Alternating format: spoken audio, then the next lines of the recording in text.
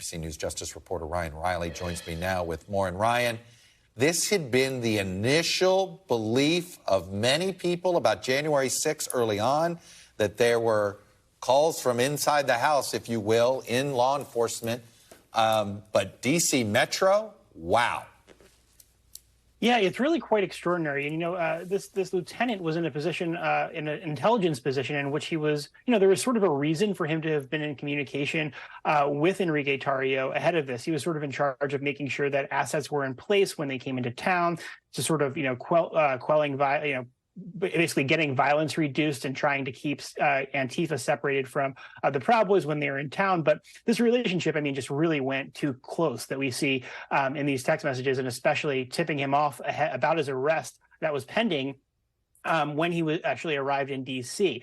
He's told about that. Enrique Tarrio was told about that while he was on the plane, and this was an investigation that he was sort of updated against. And in fact, the lieutenant here was basically working against this investigation, which all dated back to this incident in December 2020, which involved the burning of a Black Lives Matter banner that was hanging up outside of a church that the Proud Boys had ripped down and burned. So that was something that he was eventually arrested for, and that was sort of the FBI's way of trying to stop, basically, sort of cut off the snake at the head, essentially. Obviously, that didn't work with the Proud Boys, who then went on and stormed the Capitol, despite the fact that Enrique Tarrio was sort of taken off the battlefield to a certain effect here. He would actually spent January 6th, of course, in a Baltimore hotel and wasn't on the grounds of the Capitol that day.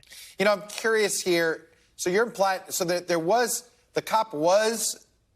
Lamond was supposed to reach out to Tarrio at times to deal with whenever Proud Boys were doing their own forms of protests, or was some of this contact considered legitimate part of his job?